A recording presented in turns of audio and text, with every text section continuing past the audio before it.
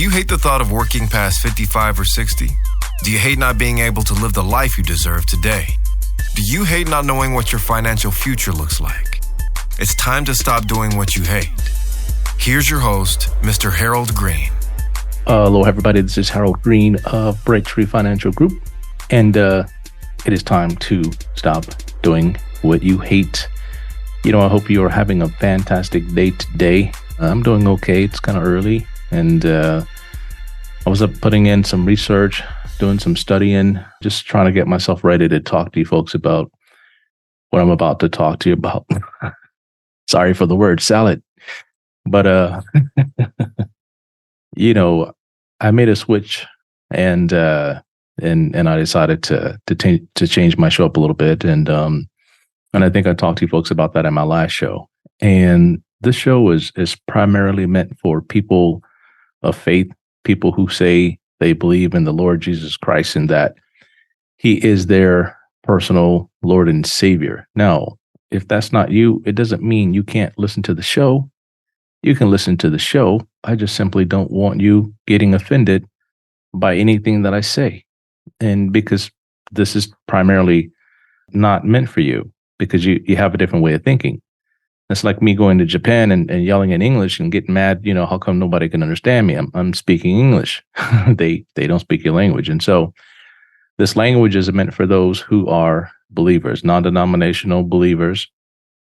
And if what I say resonate with you, you can, you know, listen in, tune in, and share this with your friends of, you know, like-minded faith, and, you know, take it from there. So my audience is made up of two different people that are trying to get the money, people that are trying to keep the money. You know, today's show is for those who are trying to keep the money. And it's interesting because the show is about one thing, and that one thing is stewardship. Now, if you already got the money and you're trying to keep the money, then you fall right into this stewardship realm. So let's kick it off by talking about the real meaning of stewardship. So, are you ready? 1, 2, 3, let's get it. Now, the real meaning of stewardship is the conducting, supervising, or managing of something, especially the care or the careful and responsible management of something entrusted to one's care. Stewardship of natural sources. Now get this. It says the careful and responsible management of something entrusted to one's care. Now, this is really tricky.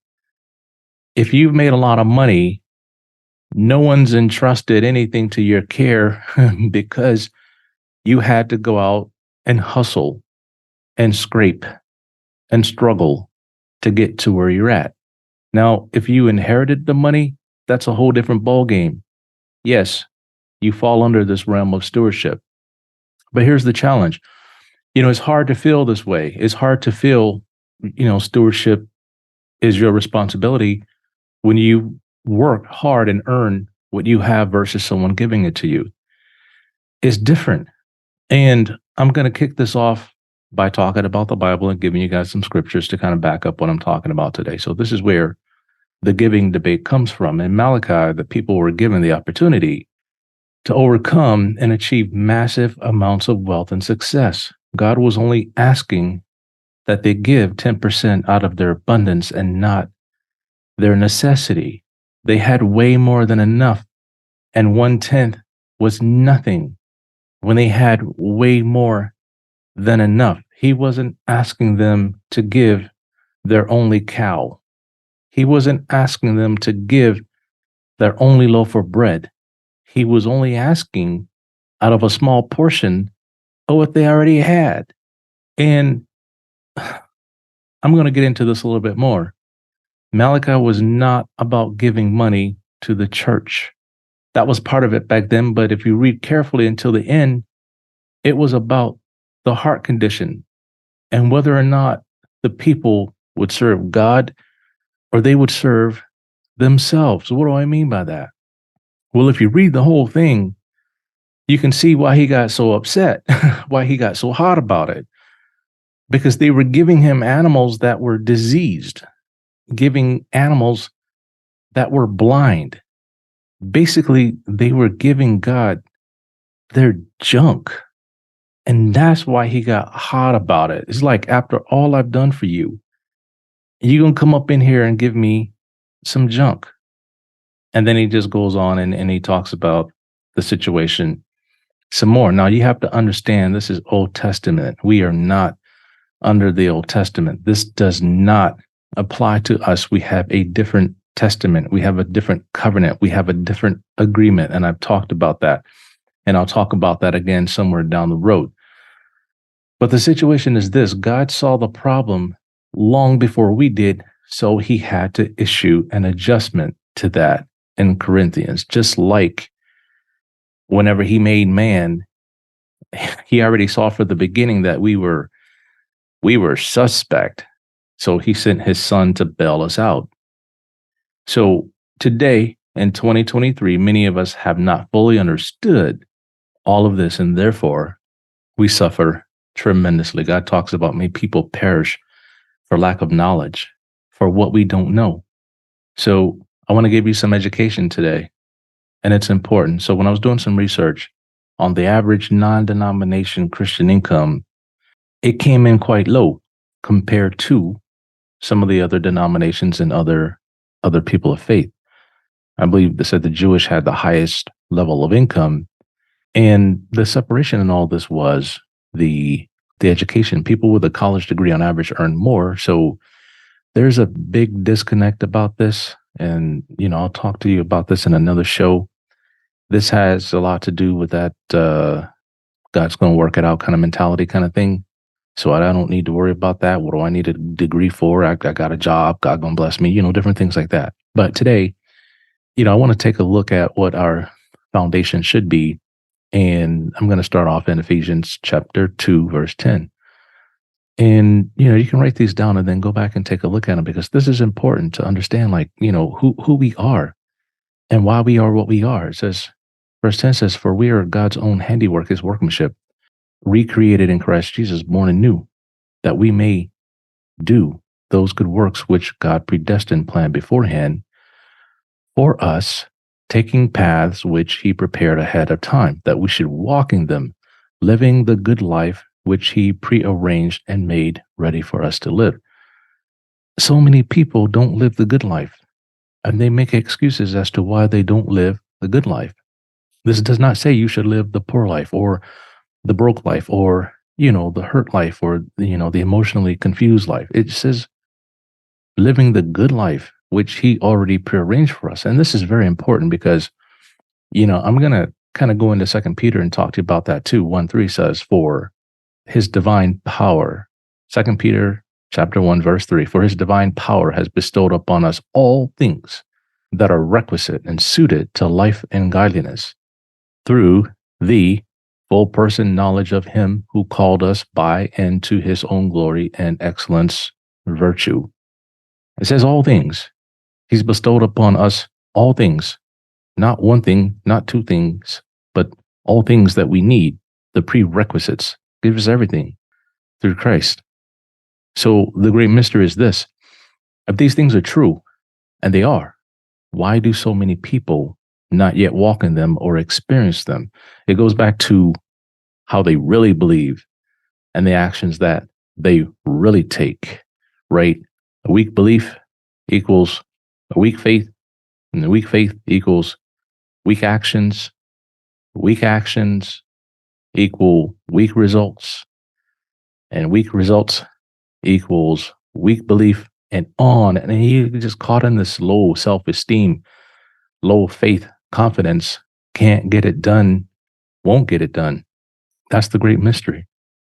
So then I talked about this in my last show, get the money, basically provide for yourself. So today's show is for those of you got this figured out, all right, for the most part. So, we want to talk about the practical side. So you're out there working, you're out there hustling, you're out there, doing everything you got to do. You're out there making a difference in the world. You stacking your chips, you got your bag full, whatever they say these days. I don't know.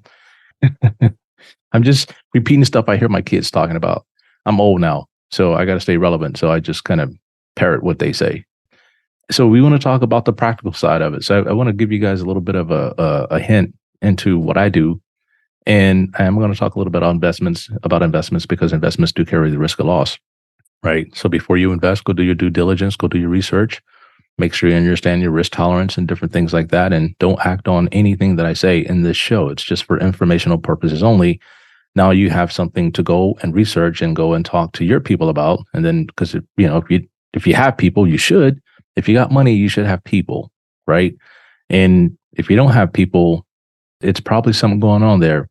And I want to talk to you about that. So click on my show notes, get on my schedule, and let's talk about why you don't have people, because it's important for you to have people. So we want to focus on three main areas that hinder your stewardship or rate of keep. Number one is taxes, federal taxes, state taxes, local taxes. Number two is interest payments, whether they're variable or fixed. And then the third is cash flow management, inflows, outflows, right? My program is built on that rapid retired financial planning process, right? Cash flow management, income generation, those are all important things. All right. So today I'm going to give you a little insight into how I personally handle each one. So the first one we're going to start off with taxes. And this is real simple. These are some real simple steps. And it's not going to be long and drawn out. So we pay some of our estimated taxes throughout the year, and then we invest the rest. Why do I do that? Prior to the end of the year, we look at what we paid, and then we figure out what's left prior to the middle of January of the next year, because that's the deadline. Why do I do this? I've looked at this for quite some time. And this is going to depend on your level of income. And you're going to have to talk to your tax professional because it's very important. If you don't pay your estimated taxes, there's a stiff penalty. And the more you owe, they just get worse and worse and worse. And so I think last year, we didn't pay all of our estimated taxes. There was some issue with our accounting firms and stuff like that. So we ended up saying, we're just going to wait and then pay it at the end of the year. Well, the IRS says, okay. All right, you should have paid it throughout the year or more of it. Then they sent me a bill for $8,000. That's okay. Do I like wasting $8,000 on penalties? No, I don't. And it's not because I can afford to, but there's a purpose of why I do that, right? And so here's what I'm truly after. If I invest on January 1st of 2023, and I cash out on January 2nd of 2024, my holding period is 1 year. I'm paying long-term capital gains instead of short-term capital gains. And now, of course, this depends on what I invest in, and that can be a humongous difference if I've invested well and I've earned well, because every year, depending on how well I invest, it puts me ahead. It puts me way ahead versus, if I took that same, let's call it $300,000. If I took that $300,000, paid all those estimated taxes, right, then I wouldn't be owing the penalty of $8,000. But if I took that same $300,000, I invested it, and I made trading options or whatever I do, 300% return, right? Isn't that enough to pay the tax and have some left over? Now, it depends on how well you invest. It depends on your strategy, right? Because investments do carry a risk of loss. You can lose the whole doggone thing if you do it wrong, right?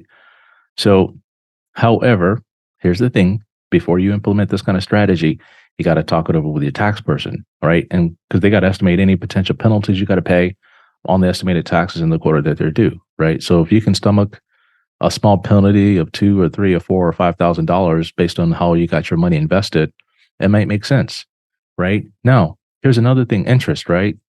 What if you took that same $300,000 and you set it on interest, especially now with rates being as high as they are?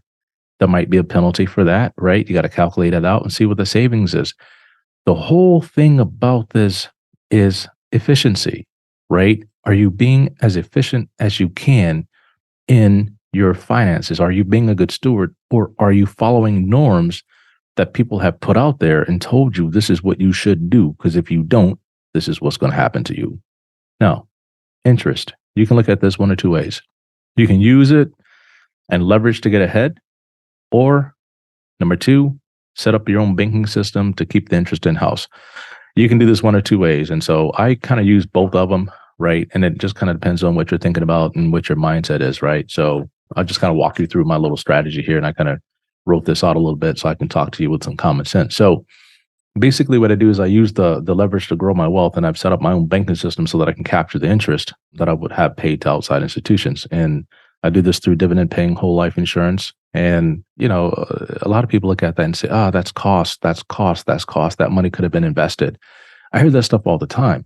But, if you're just buying term insurance and then putting money in mutual funds, I don't know, man. We got to talk about that because I've looked at that and that don't make no sense. All right. So if you want to know more about that, those strategies, you can kind of click on them and then click on my show notes and then make an appointment. We can talk to you about that and then we can go from there. Cash flow management. Now, this is what really gets people into a lot of trouble. Cash flow management. That's the inflows and the outflows. A lot of people, they make so much money, they have a lot of it. They don't track inflows or outflows because they have enough, right? What do I need to balance the checkbook for? I had a good friend of mine. I'm not going to call him out on it, but he's like, yeah, dude, we got so much money. Like, I don't need to balance the checkbook. We got enough. So as long as there's more in there at the end of the month and that came in, I'm good. I said, it doesn't work like that. Sometimes you could be losing efficiency. You could be losing money that you could be putting to work for you. It's just crazy. So you could be overpaying for things because you can afford it. I've been guilty of that a couple of different times. I parked at a big mall not too long ago. And so they had the VIP where they put your ride like right up front. So like when you come out, you don't have to stand in the long valet line, like waiting on people to get your car and go run for your car. And I was like, yo, hook me up with the VIP, right? It's $40. Okay. He said, or you can pay the 20 and we go like put your car somewhere and then we'll go get it for you. Right. And I'm like, okay, look at this long line of people here. So I'm like, I'm going to do the VIP. So we went upstairs, did some shopping. I did more shopping than my wife because I found some stuff I liked. She didn't find anything she liked, so I didn't buy anything. So came back downstairs with my bags and everything and saw that long line, went right up to the valet guy and said, here's my thing. He said, oh yeah, okay, here you go. Here's your car right here. Let me pull it out for you. I said, no need. We're just going to hop in and then go. So we just hopped in our car and we left. So the other day, my wife saw the bill on the credit card. She's like, $40 for VIP. What? We could have waited. I said, no, honey, it's hot out here. We're out here we was in Arizona because I drove to Arizona from Vegas just to, take care of some unfinished business. And it was interesting.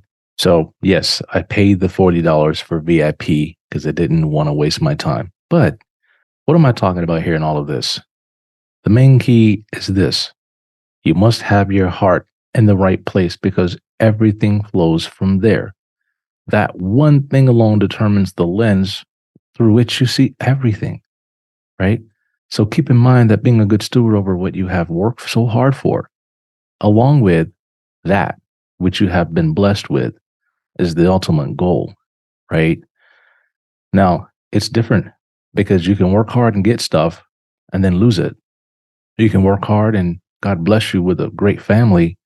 You can lose it. Bless you with tremendous amounts of resources, then you lose it. And just for some side notes for you to go study, go read Proverbs chapter 21. It talks about things like that. So again, what I wanted to do was talk to you folks today about keeping the money, being good stewards. And so we're going to have a lot more of these shows about keeping the money, about getting the money, because it's all important, especially if you're a believer. You have to understand the purpose of it. You got to understand and make sure your heart is right. You got to understand and make sure your motives are right. Because we're going to talk about what happens to you as a wealthy believer, how difficult things can be for you. It's probably 10 times harder to be a wealthy believer than a wealthy non-believer, right? Because as a wealthy believer, man, we have a higher standard to live up to. We have a higher responsibility to live up to. And I just wanted to put that out there for you folks. So you want to know more about what I do and how I do it, click in the show notes, get on my calendar, make an appointment, and we can chat about it for a little bit and then see if there's any mutual interest. If there's anything I can do for you, great, I'll let you know. Because I'm only interested in taking on people that I can make a big difference for in their lives so that they can make a big difference in the world. So until next time, everybody, 1, 2, 3, let's get it. This is the podcastfactory.com.